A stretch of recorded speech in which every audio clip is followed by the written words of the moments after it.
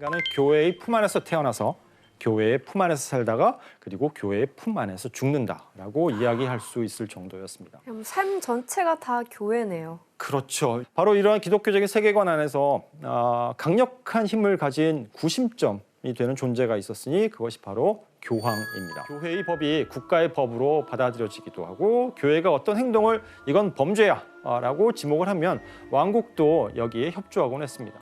한 가지 문제가 생겨납니다. 모든 권력이 지나치게 강력해지면 생겨나는 문제입니다. 무엇일까요? 부패. 그렇죠.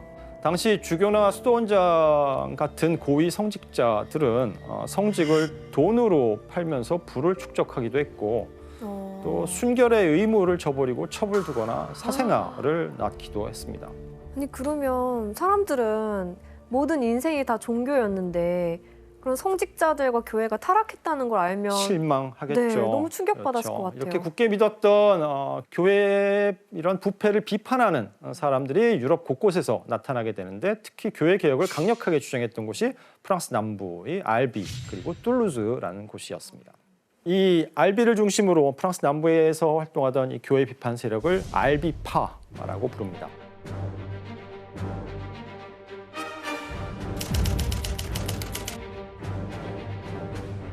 이들은 부패한 카톨릭 교회와 순결하지 않은 성직자들을 맹렬히 비판하고 급기야는 교회라는 존재가 아예 필요 없다라고 주장하면서 십자가를 쌓아놓고 불태워버리기까지 합니다.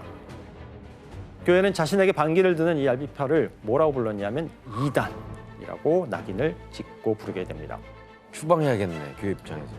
중세 교회에서는 기존 교회가 정한 정통 교리라는 것이 있습니다. 이 정통 교리에 대해서 다른 교리를 내세우거나 여기에 대해서 다른 해석을 제시하는 사람이 나오면 이들을 이단으로 지목하고 처벌하는 일이 빈번했습니다. 그러니까 본인과 생각 다르면 그냥 그렇죠. 예, 잘못된 거네요. 그렇다면 교회가 알비파를 이단으로 규정하고 나서 어떻게 행동했을까요? 1209년에 교회는 이 이단을 토벌하기 위해서 십자군을 결성하고 프랑스 남부로 파견합니다. 와.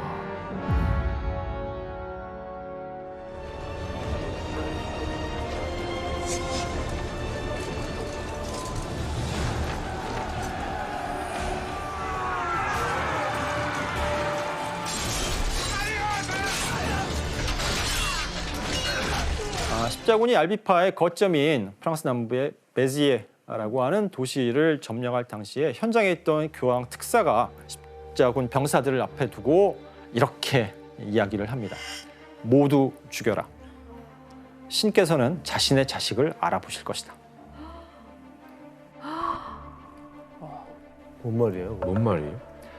일단 죽고 나면 하느님 앞에서 심판을 받잖아요. 그때 신은 너는 억울하게 죽으니 너는 천당으로 가고 너는 이단이니 지옥불에서 고통을 당하고. 그냥 덮어놓고 학살을 한 거네요. 하지만 교회는 여기서 멈추지 않습니다. 남프랑스의 알비파를 척결하긴 했지만 프랑스 외에도 독일, 스페인, 이탈리아 등에서도 교회를 비판하는 사람들은 여기저기 퍼져 있었기 때문이죠. 교회는 자신의 권위를 지키기 위해서 그래서 반기를 드는 세력을 제압해야 했고 이를 위해서 유럽 곳곳에 바로 종교 재판소를 세우기 시작합니다.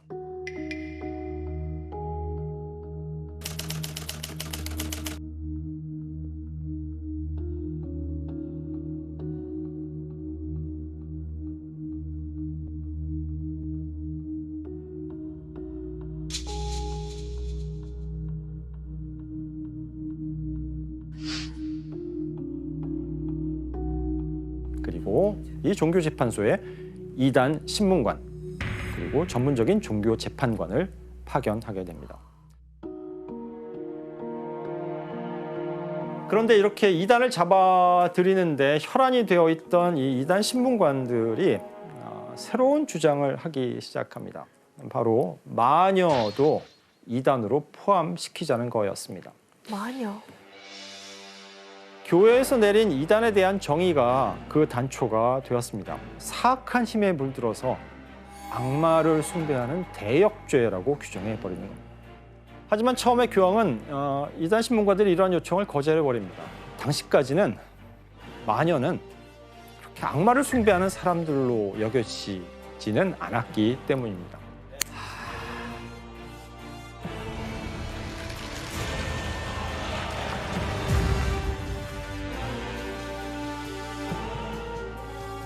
사실 오랜 세월 동안 동서고금을 막론하고 사람들은 마법 또는 주술의 힘을 믿어왔습니다. 그리고 마법을 부리는 사람들을 마녀 혹은 마법사라고 불렀고요. 과거의 마녀는 약초사, 그렇죠? 그다음에 맞아. 또 의료 행위를 하는 사람들, 치유사, 약사, 산파 또는 무속인의 기능을 겸하는 존재였습니다. 사람들은 병이 나면 약초에 대한 지식을 자연스럽게 체득한 경험 많은 치유사를 찾아가서 치료를 받기도 하고 또 아이를 출산할 때는 아이를 받아본 경험이 많은 그런 산파의 도움을 받기도 했습니다. 사실 독일에도 약간 관련된 그런 기록들도 있고 그 이탈리아 그 프리올리라는 지역이 있는데 거기 기록들이 좀 남아 있다고 하더라고요. 그래서 착한 마녀라는 개념을 아예 그때도 쓰기도 하고 그러니까 어떻게 보면 마을의 어떤 건강을 위해서 마을의 안녕을 위해서 이제 힘을 써주고 보호하는 약간 그런 역할이라고 생각했었죠. 아, 그런 적이 있었구나. 그런데 1318년 상황이 완전히 뒤바뀌기 시작합니다. 교황이 마녀 사냥을 해도 된다라는 허가를 처음으로 내린 겁니다. 대체 무슨 일이 있었던 걸까요? 보통 이런 경우에는 좀 시선을 돌리기 위해서. 그러니까 뭐, 실제로 무슨 일이 있었습니다. 네. 1317년 프랑스 아비뇽에 있었던 당시 교황 요한 22세가 누군가에게 암살을 당할 뻔합니다.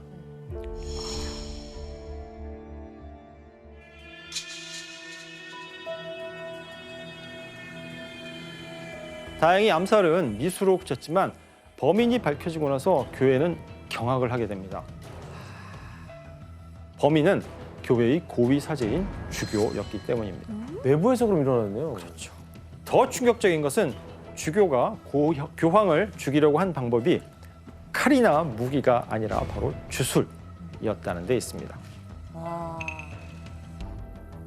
이 일의 파장은 실로 엄청나서 이제 마녀를 이단자로 단정할 논리적인 근거도 마련하지 않은 채 이단자와 마녀를 혼동해가며 마녀 사냥을 허락하게 된 것입니다. 이후 프랑스 남부에서 1320년부터 1350년 사이에 약 600여 명의 마녀가 기소되고 이 중에 400명이 화형에 처해지게 됩니다. 하지만 이때까지의 마녀 사냥은 예고편에 불과합니다. 14세기에 잇따라 벌어진 악재들로 인해서 마녀 사냥의 광기는 더 크게 휘몰아쳤기 때문입니다. 그러면 대체 이 시기 유럽에서는 무슨 일이 벌어졌던 걸까요? 14세기요? 굉장히 추웠던 걸로 알고 있어요. 거의 다 말씀하셨습니다. 사실 먼저 살펴봐야 할 것이 14세기 초부터 18세기 초까지 벌어진 심각한 기후 변화입니다. 이 당시 유럽을 비롯해서 지구의 기온이 평균 2도씩 내려갔다고 와. 하는데 이 시기를 소빙하기라고 부릅니다.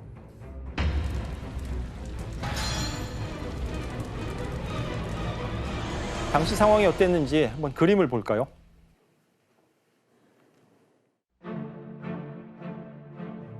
악마 아니에요? 예, 하늘 위에 구름이 이렇게 떠 있죠. 네. 그다음에 하늘에서 뭐가 떨어지는 게 이렇게 보이시나요? 검은 비인가요? 이 모습은 이탈리아의 유명한 중세 시인인 단테가 쓴 신곡 그리고 지옥편에서 묘사한 제3지옥의 모습입니다. 단테는 이 3지옥을 하염없이 춥고 그리고 저주받은 비와 우박 그리고 눈이 끊임없이 내리는 가운데 악마가 인간의 영혼을 조각조각 찢어 발기는 곳이라고 묘사하고 있습니다. 이러한 묘사는 14세기 초에 기후변화에서 영감을 받은 것으로 추정되는데 실제로 소빙하기가 도래하면서 세상은 단테가 묘사한 지옥과도 같은 모습, 지옥을 방불케 하는 모습을 갖게 됩니다. 당연히 농사는 심각한 흉작을 맞게 됩니다. 음식이 부족하다 보니 많은 사람들이 굶주렸고 때로는 아예 상한 음식을 먹고 죽곤 했습니다. 그런데 이렇게 천재지변으로 혼란한 유럽에 또 하나의 커다란 악재가 나타납니다. 바로 흑사병입니다. 패스트.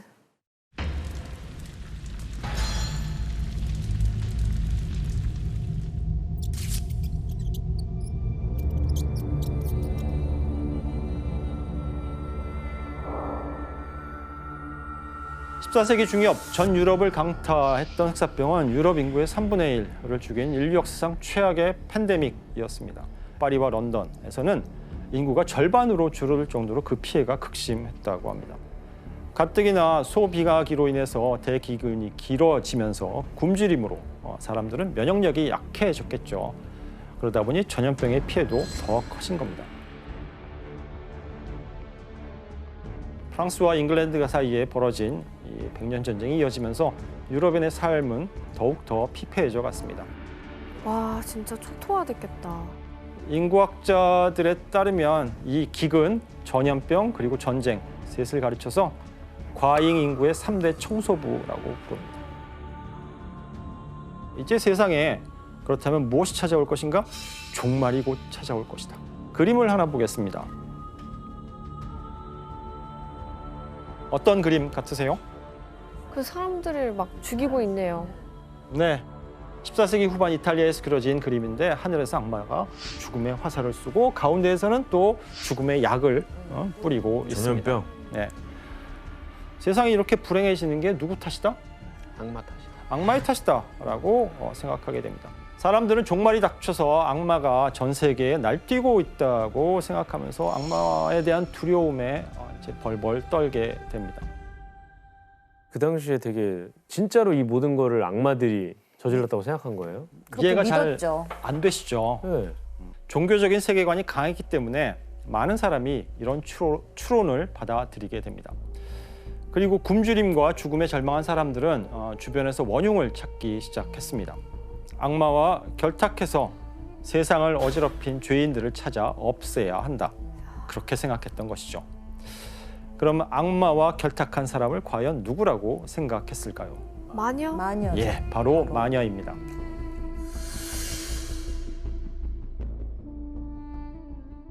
이때 마녀에 대한 불신과 의심을 더욱 확고히 하는 사건이 발생합니다.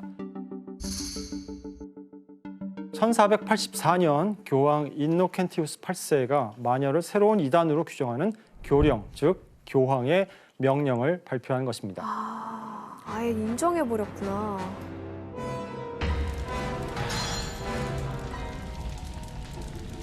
이 교령은 이전까지 착한 마녀의 존재를 믿었던 사람들의 인식마저도 완전히 뒤바꾸는데 결정적인 역할을 하게 됩니다. 최근 우리들 귀에는 참으로 가슴 아픈 이야기가 들려옵니다.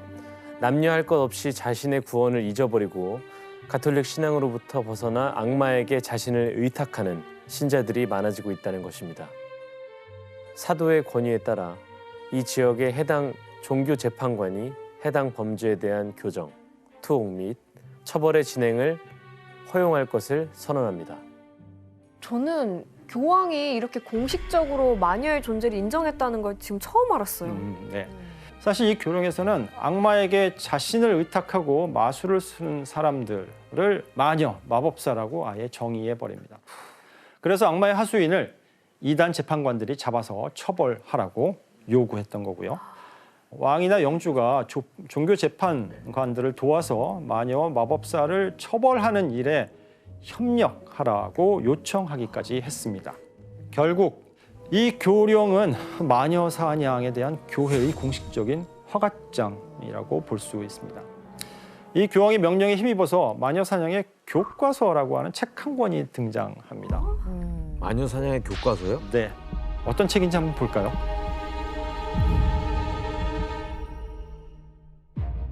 책의 정식 이름은 말레우스 말레피카룸, 라틴어로 사악한 여성에게 가하는 망치라는 뜻입니다. 즉 마녀 잡는 망치라는 의미죠. 저것도 왠지 안 읽으면 죽을 것 같아요. 필독서. 이 책은 제목 그대로 마녀를 악으로 규정하고 심판해야 한다는 내용을 담고 있는데요. 이 마녀의 망치는 총 3부로 구성되어 있습니다. 제1부에서는 악마와 마녀란 어떤 존재인가, 마녀가 어떻게 악마와 계약을 맺고 사악한 힘을 받는지를 설명하고 있습니다. 2부에서는 마녀가 악마의 하수인으로 과연 이 세상에 어떤 범죄를 저지르고 다니는가를 설명하고 있고, 마지막으로 3부에서 이 마녀들을 어떻게 재판하고 어떻게 신문해야 하는지, You have all been found guilty of witchcraft and consorting with the devil. 즉 재판과 처형에 대한 상세한 매뉴얼을 제시하고 있습니다. 그야말로 마녀 사냥의 교과서인 셈입니다. 마녀 사냥의 교과서도 있었어? 이 책을 쓴 사람은 도미니쿠스 수도회의 소속의 2명의 종교 재판관입니다. 그 머리 좋다는 사람들 아니에요? 그렇죠. 당시로서는 가장 재판관. 교육을 많이 받은 사람들. 교황 쪽이래. 하인리히 크라머 그리고 야콥 스프랭어라고 하는 두 수도사이자 종교 재판관입니다. 결국 이 책을 통해서 이제 마녀를 단죄할 신학적인 근거가 마련된 거라고 볼 수 있습니다. 책은 오늘날 우리가 알고 있는 마녀 이미지의 대부분을 만들어내게 됩니다. 아, 어떤 모습인 것 같으세요? 주변에 막 해골들이 있잖아요. 뼈 조각들. 그렇죠. 오른쪽에 보면 사람 손이 보이고 뼈 조각 보이고. 그리고 그 특유의 무서운 표정이 있어. 음산한 표정. 자, 마녀의 망치에서는 마녀가 갓난아기를 죽여서 그 시신을 재료로 하늘을 나는 연고를 만든다라고 주장하고 있습니다. 빗자루 타고 퀴디치 경기를 하던 해리포터한테 조상님이 있다면 바로 이분들이 그 조상님에 해당합니다. 놀랍게도 근데 당시에는 빗자루만 타고 날아다니는 건 아니었어요. 온갖 탈 것들이 다 등장하는데 건초를 긁어 모으는 쇠스랑 있죠? 그리고 난로의 장작을 뒤집는 부젓가락. 그런 걸 타고 다녔다고요? 여기에 염소, 당나귀 그리고 고양이까지도 타고 다닌다고. 아니, 그거 타고 날아다닌다고 생각을 본 사람이 했습니다. 한 명도 없으면서 그렇게 믿었던 거예요? 이해가 잘 안 되시죠? 네. 하지만 과학적이고 이성적인 사고가 부족했던 시대입니다. 우리하고는 전혀 다른 세상이고요. 종교적인 세계관이 강했기 때문에 많은 사람이 이런 추론을 받아들이게 됩니다. 자, 이 마녀들은 이제 모두가 잠든 깊은 밤에 집회를 열고 그 모임에 참석하게 됩니다. 이 마녀들의 집회를 사바스라고 부릅니다. 사바스.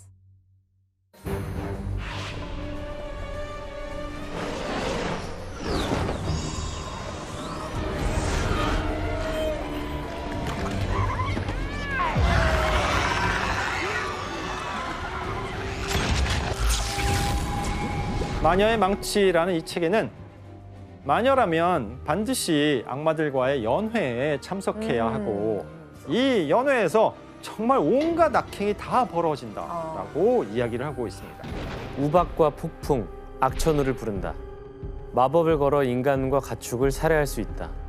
사람과 가축에게 불임을 일으킨다. 슬쩍 만지거나 쳐다보는 것으로도 뱃속에 있는 아이를 살해할 수 있다. 인간의 마음에 비정상적인 애정이나 증오심을 불러일으킬 수 있다. 나쁜 거 다 져주네요. 네. 싹 다. 자연재해라든가 뭐 사람이 갑작스럽게 죽는 일들 그 모든 것들을 마녀의 탓으로 돌리고 있는 것을 볼 수 있습니다. 이런 이야기가 나오려면 뭐 근거가 있어야 될 거 아니에요. 뭘 보고 한 거예요? 이 책의 저자들은 오랜 세월 이단을 추적하면서 자신들이 보고 들은 것, 즉 교회의 교리에서 벗어나 민간 신앙이라고 생각될 수 있는 것들을 모조리 마녀의 행위라고 규정해버린 겁니다. 여기에 이제 유럽 전역에 퍼져 있던 마녀에 대한 온갖 구전, 설화까지 집대성하면서 이제 이 책을 쓸 수 있었던 것이죠. 그리고 이 책에는 교황 당시 교황 인노켄티우스 8세의 교령, 그다음에 당대 최고 대학 중에 하나인 쾰른 대학교의 신학부 교수들의 승인서. 교수님들의 서명이요? 그렇죠. 그리고 신성 로마 제국 황제의 서명까지 붙여져 있었습니다. 그러니 이 책의 권위가 어느 정도였을지 상상할 수 있는 부분인데요. 그러니까 이제 공인된 책이라는 그렇죠. 거 아니에요? 사실 교회는 이 마녀의 망치라는 책이 출간되고 나서 약 2년 뒤에 이 책에 오류가 있다라고 선언을 해요. 하지만 이 재미난 책이 세상에 퍼지는 것을 막기에는 역부족이었습니다.